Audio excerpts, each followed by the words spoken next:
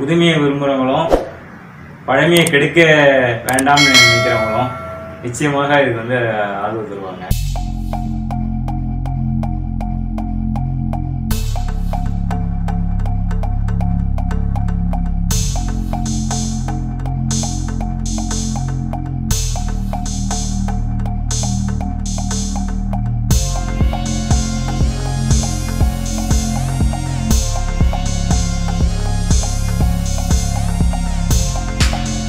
இருக்கு.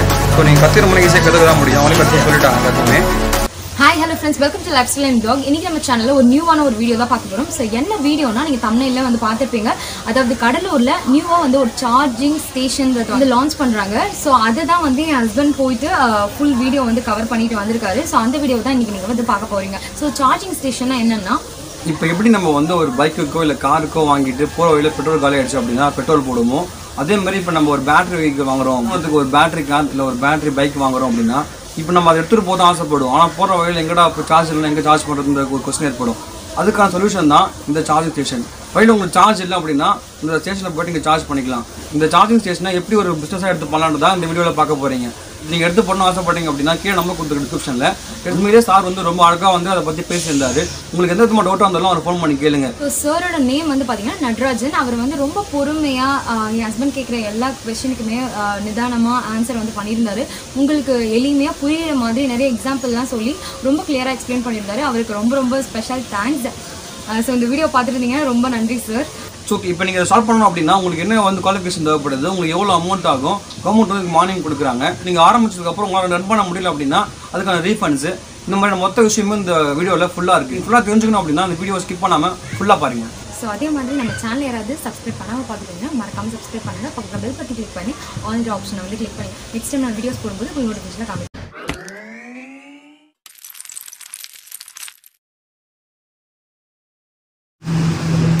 ஸோ வணக்கம் sir. So உங்கள் பேர் சார்? நடராஜன். சொல்லுங்கள் சார். என்ன சார் சார் இது? இது வந்து ஏடிஎம் மிஷின் கிடையாது.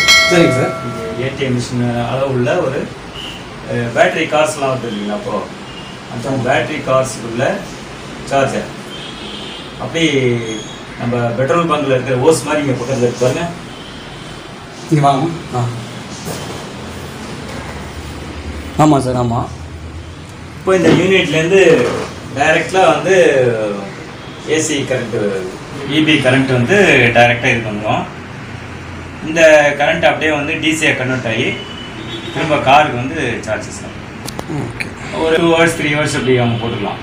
Okay sir. போட்டாங்கன்னா ஒரு தடவை சார்ஜ் பண்ணாங்கன்னா மோர் தேன் 50-300 கிலோமீட்டர்ஸ் ரன் பண்ண முடியும். இந்த மிஷின் எப்படி ஒர்க் பண்ணுறதுன்னு பார்த்தீங்கன்னா, இப்போ வெயிட் வந்து வரக்கூடிய ஏசி கரண்ட்டை இந்த டிவைஸ் டிசி கரண்ட்டை கன்வெர்ட் பண்ணிட்டோம் ஃபஸ்ட்டு.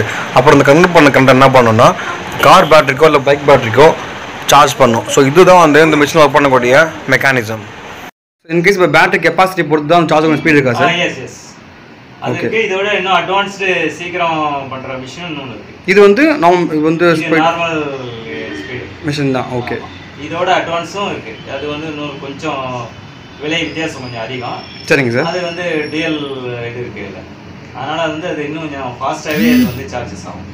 இப்போ இதில் வந்து 2 hours ஆகிறது, அது ஒரு 1.5 மணி நேரம் அந்த மாதிரி ஒரு 50% அளவுக்கு குறைஞ்சிரும். ஓகே.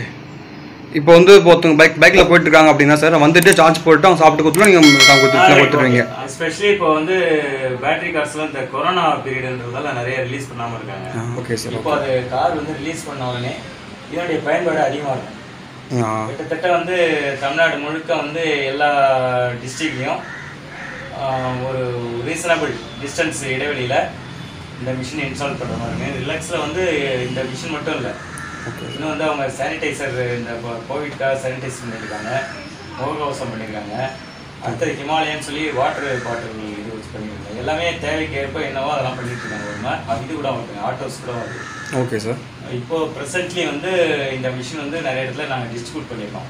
Okay sir. இப்போ நம்ம வீடியோ பார்த்துட்டு யாராவது உங்களுக்கு ஃபோன் பண்ணி கேட்குறாங்க இந்த மிஷின் நான் பண்ண ஆசைப்படுறாங்க அப்படின்னா கண்டிப்பாக அதுக்குள்ள டீட்டெயில்ஸும் நாங்கள் சொல்லுவோம். அது என்ன, அதுக்கு மேலே எப்படி இன்ஸ்டால் பண்ணுறதுங்கிறது டெக்னிக்கல் அட்வைஸர் நாங்களாம். சரிங்க சார். இப்போ அவங்க மிஷின் வச்சுட்டு இன்கேஸ் அவங்களுக்கு ஏதாவது பிரச்சனை ப்ராப்ளம் வருது அப்படின்னா டெக்னிக்கல் ஆஸ்பெக்ட்ஸ் எல்லாம் நாங்கள் தான் பார்ப்போம். சார் மிஷினுக்கு ஏதாவது வாரண்டி இருக்கா சார்? வாரண்டி மாதிரி ஏதாச்சும்? வாரண்டி இருக்கு. கிட்டத்தட்ட இது பார்த்தீங்கன்னாலே அந்த கம்பெனி இது மாதிரி தான் வச்சுக்கோங்களேன். நம்ம வந்து சப்போஸ் பைபேக் பாலிசி மாதிரி தான் இருக்குது. சப்போஸ் வேணான்னா கூட நம்ம மிஷின் வந்து ரிட்டர்ன் பண்ணி வைத்து வாய்ப்பு. அதே சார் பண்ண முடியும்? இல்லை, அது மாதிரி தான் ஒரு டைப் இருக்கும். ஓகே. இன்கேஸ் நீங்கள் வாங்கிட்டு உங்களுக்கு பிஸ்னஸ் பண்ண முடியல கொடுத்து வாங்கிப்பாங்க சார்? பண்ணிட்டாங்கன்னாக்க திருப்பி வந்து அந்த அமௌண்ட்டை அவங்க கொடுத்துட்டு மிஷின் அவங்க கொடுக்கும். சரி, ஓகே சார். இப்போ நம்ம வீடியோ பார்த்துட்டு உங்களுக்கு சப்போஸ் கால் பண்ணி கேட்குறாங்க பண்ணணும்னு சொல்கிறாங்க அப்படின்னா உங்களுக்கு என்ன சார் காஸ்ட் ஆகும்? காஸ்ட் வந்து அரௌண்ட் 4 lakhs ஆகுது. மிஷின் மட்டுமா சார்? ஆமாம், மிஷின் மட்டும் 4 lakhs. அது போக அந்த இப்போ இடம்லாம் அவங்க பார்த்துக்கணும். ஆமாம், இடம்லாம் வந்து இதுக்கு வந்து ஒரு பெரிய இடம்லாம் தேவையில்லை. சாதாரண ஒரு ஐஸ்கிரீம் மிஷின்லாம் பார்த்துருப்பீங்க, அந்த கோன் ஐஸ்கிரீம்லாம். இந்த மாதிரி அளவுக்கு ஒரு இடம் இருந்தால் கூட போதும். மிஷின் பாதுகாப்பான ஒரு இடம், அவ்வளோதான். அதுக்குன்னு தனிப்பட்ட ஒரு இடம் தேவை. ஏற்கனவே ஒருத்தவங்க கடை வச்சிருக்காங்கன்னு கூட எக்ஸ்ட்ரா ஆட் பண்ணிக்கலாம். நிச்சயமாக பண்ணிக்கலாம்.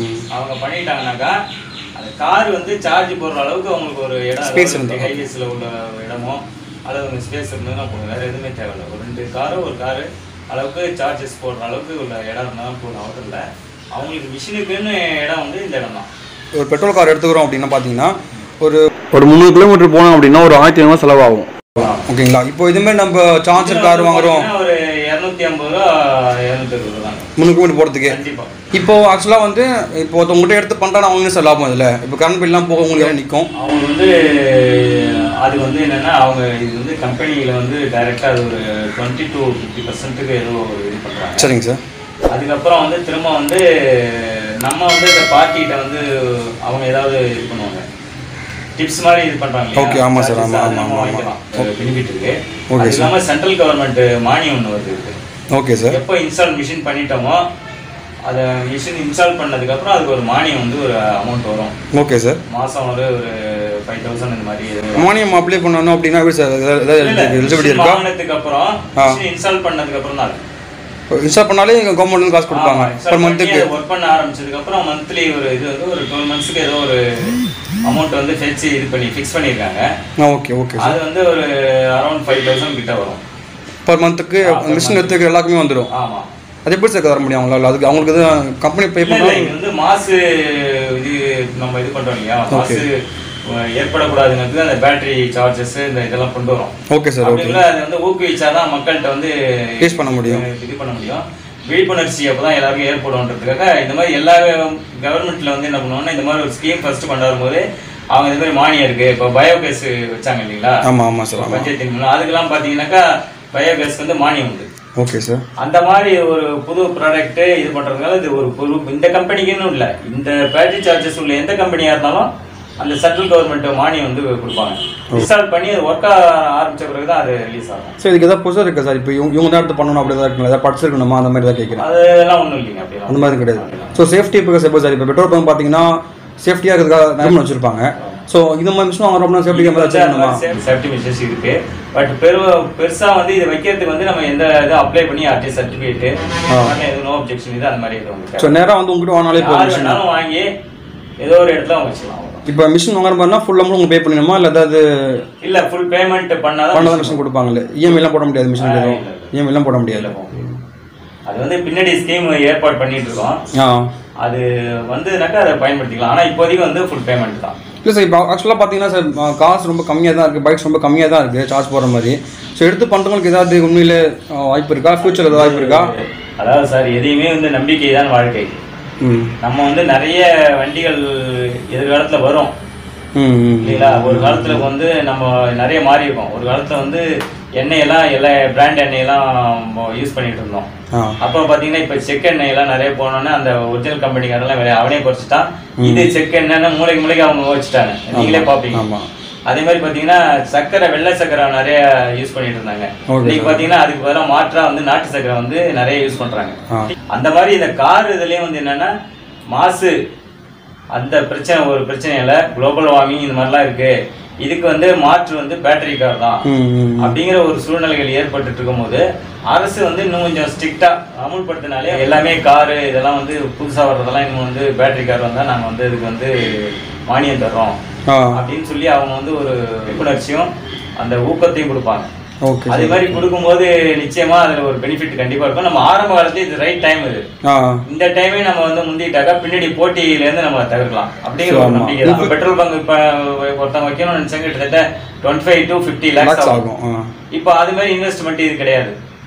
இது அதிகபட்சம் ஒரு 5 lakhs இருந்ததுனாலே நம்ம இன்வெஸ்ட் பண்ணி ஈஸியா ஒரு மிடில் கிளாஸ்ல இருக்கிறவங்க கூட ட்ரை பண்ணி செய்யலாம். ஓகே. அதனால இது நல்ல ஒரு வாய்ப்பான ஒரு பிசினஸ் தான். ஆனா இது கொஞ்சம் பொறுத்து இருக்கணும். கொஞ்சம் சாம ஒரு போன்லயே சார் சார்ஜர் பாயிண்ட் நிறைய பாயிண்ட் இருக்கும். சின்ன பின் இருக்கும், பெரிய பின் இருக்கும், அந்த மாதிரி இருக்கும். இப்போ பைக்குக்குமே காருக்குமே டிஃபரெண்ட் ஆகும்ல உங்களுக்கு.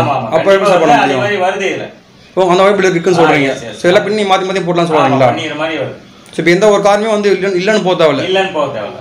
என்ன சிஸ்டம் அப்படி இப்போ இன்ட்ரோ듀ஸ் பண்றாங்கன்னா அந்த கம்பெனியிலே வந்து ஒரு கார்டு கொடுத்துருவாங்க. Okay sir. ஏடிஎம் கார்டு மாதிரி ஒரு கார்டு கொடுத்துருவாங்க. அந்த கார்டு வந்து நம்ம இதை வந்து இந்த மிஷின்ல வந்து பண்ணணும். இந்த இடத்துல இருக்குது. Okay sir. ஓபன் பண்ணாக்க அதுல வந்து கார்டை வந்து இது பண்ணிட்டாங்க. டைரக்டா வந்து இப்போ ஒவ்வொரு காருக்குமே வந்து ஒரு கார்டு இருக்குமா சார்? Okay okay. கார்டு கொடுப்பாங்க. அந்த கார்டை வச்சு ஓகே சார் நம்ம சார்ஜ் பண்ணிட்டு அவங்ககிட்ட இங்க இருக்கிற பாத்துக்கிறவங்களுக்கு அவங்களுக்கு ஏதோ ஒரு அமௌண்ட் கொடுத்துட்டு ஓகே சார் போயிட்டாங்கன்னா ஆட்டோமேட்டிக்கா இந்த அமௌண்ட் நேரா டைரக்டா கம்பெனிக்கு போயிட்டு அங்கேருந்து நமக்கு சேர வேண்டிய கமிஷன் அப்படி வந்து. சப்போஸ் வைக்கிறோம் அப்படின்னா வச்சுங்களேன், நான் வேலைக்கு ஆள் போடணுமா இல்லை வேலைக்கு எதுவும் ஆள் போடணும் நம்மளே பார்த்துக்க முடியுமா? போடணும்னு அவசியம் கிடையாது, நம்மளே பார்த்துக்கலாம். நமக்கே அந்த எப்படி போடுறது, எப்படி லாக் பண்றது, எப்படி ஓபன் பண்றதுங்க தெரிஞ்சுட்டா நம்மளே போட்டுட்டு அந்த 2-3 hours நம்ம இது பண்ணிட்டு கார்ல போட்டா அப்படி ஏற போகுது, ஏறினா மீட்டர் காட்ட போகுது. Okay sir. அதுக்கப்புறம் நம்ம எடுத்து நம்ம வச்சுக்கலாம். நமக்கு இதுக்குன்னு தனியா ஒரு ஆள் தேவையில்லை. Okay sir. நம்ம அந்த விஷயத்தை தெரிஞ்சுக்கணும் அவ்வளவுதான். பண்றது நான் இன்ஸ்டால் பண்ணும்போது எல்லாமே சொல்லுவேன். மிஷின் வாங்கிட்ட பிறகு அந்த மிஷின் வாங்கும்போது பேசிக் இது சொல்லுவாங்க. Okay sir. அதை இன்ஸ்டால் பண்ணும்போது ஃபுல்லா அது எப்படி ஆப்ரேட் பண்ணணும், டெக்னிக்கல் டிஃபெக்ட் என்ன வரது வாய்ப்பு இருக்கு, அந்த டெக்னிக்கல் டிஃபெக்ட் வந்து எப்படி வந்து அதை ரெக்டிஃபை பண்றது எல்லாமே சொல்லியிருக்கேன். Okay sir. இப்போ வந்து இன்கேஸ் ஒரே நேரத்தில் வந்து 2 கார் வந்துடுச்சு அப்படின்னா என்ன பண்ண முடியும்? வந்து இப்போ இந்த பர்டிகுலர் இந்த மிஷின் வந்து ஒரு கார் பண்ற மாதிரி உள்ள மிஷின். Okay sir. இதுல இன்னொரு மாடல் இருக்கு. சரிங்க சார். அது டபுள் சைட் பண்ணலாம். மல்டியும் வருது. மல்டினா ஒரு 3-4 பண்ற மாதிரி. அது என்ன சார் பிரைஸ் வரும்? அது வந்து இன்கிரேஷன் அண்ட் மேபி அப்ராக்ஸிமேட்டா எவ்வளவு சார் வரும்? எப்படியும் ஒரு 10 lakhs அரௌண்ட் வரும். 10 lakh வந்துரும். இப்போ 2 கார் போற மாதிரினா சார், 2 கார் பைக் அப்படி போற மாதிரினா என்ன பிரைஸ் வரும்? மேற்கொண்டு 5 lakhs வர்றது வந்து ஃபாஸ்ட். Okay sir. இப்போ இது வந்து கொஞ்சம் நார்மல் ஸ்பீடு. சரி, இப்போ நார்மல் ஸ்பீடு அப்படின்னா ஒரு கார் சார்ஜ் எவ்வளோ சார் ஆகும்?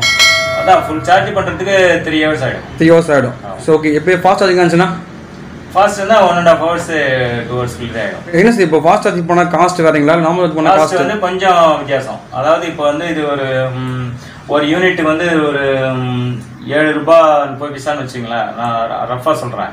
அப்போ அது பண்ணும்போது வந்து 8 ரூபாய் வரும். ஓகே. ஃபாஸ்ட் சார்ஜ் 8 ரூபாய் வரும். ஒரு 70 பைசா தான் வித்தியாசம். ஃப்ரெண்ட்ஸ் அப்போ ஃபாஸ்ட் சார்ஜிங் பண்ணலாம் பண்ணிடுவாங்க. ஓகே. ஃபாஸ்ட்ல பண்ணிட்டு சீக்கிரமா போகணுன்றவங்க ஃபாஸ்ட்ல பண்ணிட்டு போயிடலாம். Okay sir. ஓகே. இது ரொம்ப கஷ்டமாலாம் ஒன்றும் இல்லை. சரி, 2-3 பட்டன்ஸ் தான் இருக்குது. ஸோ நீங்கள் கற்றுக்கிற மாதிரி ஈஸியாக கற்றுக்க தான் முடியும். அவங்களே கற்றுக்க சொல்லிட்டாங்க எல்லாத்தையுமே. சார் இல்லை சொன்னது வந்து இந்தியன் கம்பெனியா இல்லை வேறு ஏதாவது கம்பெனியா சார்? இந்தியா கம்பெனி தான் சார். Indian company. ஓகே. ஆமாம், மேக் இன் இந்தியா. ஸோ கண்டிப்பாக வந்து மானியம் இருக்கும் சார். கண்டிப்பாக உண்டு சார். இன்ஸ்டால் பண்ணதுக்கப்புறம் அவங்களுக்கு வந்து இன்ஸ்டால் பண்ணி அந்த ரிப்போர்ட் கவர்மெண்ட் சைடில் போன பிறகு ஓகே சார் அந்த மானியம் வந்து கம்பெனியே ஏற்பாடு பண்ணி வாங்கி எவ்ரி மந்த் வந்து கம்பெனி சப்போர்ட் பண்ணி வாங்கி கொடுத்துருவாங்க. மானியம்ன்றது இப்போ லாஸ்ட் 1 year வாங்கி தருவாங்க.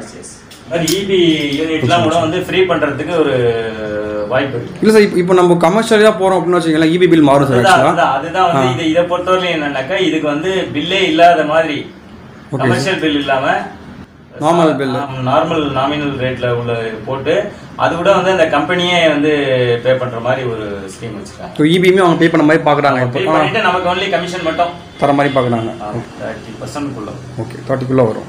அது வேற எங்க சார் இருக்கு? ஆக்சுவலாக வந்து நிறைய ஊரில் என்கொயரிஸ் வந்துட்டு இருக்கு சார். சரிங்க சார். இப்போ ப்ரெசென்ட்டாக பார்த்தீங்கன்னா நெய்வேலியில் மிஷினுக்கு பணம் கட்டிட்டாங்க.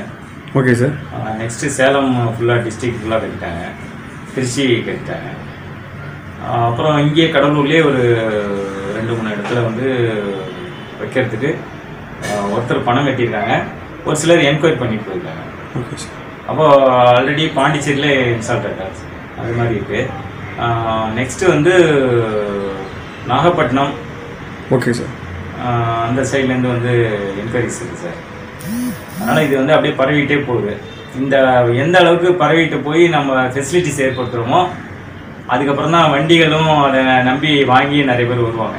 Okay sir. ஏன்னா ஸ்டேஷன் இல்லாமல் வண்டியை வாங்கி நான் எங்கடா போய் சார்ஜ் போடுறதுன்னு முடிக்கூடாது அவங்க அப்படின்றத வண்டி இப்போ சார்ஜஸ் யூனிட் நிறைய இடத்துல இருக்குது. அப்போ நம்ம ஈஸியாக வண்டி வாங்கினாக்கா நமக்கு ஒன்றும் இல்லை கஷ்டம் இருக்காது அப்படின்னு சொல்லிட்டு புதுமையை விரும்புகிறவங்களும் பழமையை கெடுக்க வேண்டாம்னு நினைக்கிறவங்களும் நிச்சயமாக இதுக்கு வந்து ஆதரவு தருவாங்க. அந்த வகையில் வந்து ஒரு சிறந்த ஒரு மாற்று வழி, எரிபொருளுக்கு ஒரு மாற்று வழியாக இருக்குது. நல்ல ஒரு சிறந்த நிறுவனமாகவும் இருக்குது. அதனால் இந்த நிறுவனம் வந்து நல்ல ப்ராடக்டை கொடுக்கறதால இது நிறைய வாய்ப்புகள் இருக்குன்னு எதிர்பார்ப்பேன் sir. Okay sir, thank you sir. So video பார்க்குற யாருக்காச்சும் வந்து எடுத்து போன ஆசைப்பட்டீங்க அப்படின்னா இவரோட கான்டாக்ட் பண்ணி பேசுங்க. ஒரு சாரோட நம்பரில் நான் கீழே கொடுத்துருக்கேன், மறக்காமல் பாருங்கள். உங்களுக்கு கண்டிப்பாக இந்த வீடியோஸ் வந்து நினைக்கிறேன். ஸோ ரொம்ப தேங்க்ஸ் சார் பண்ணதுக்கு.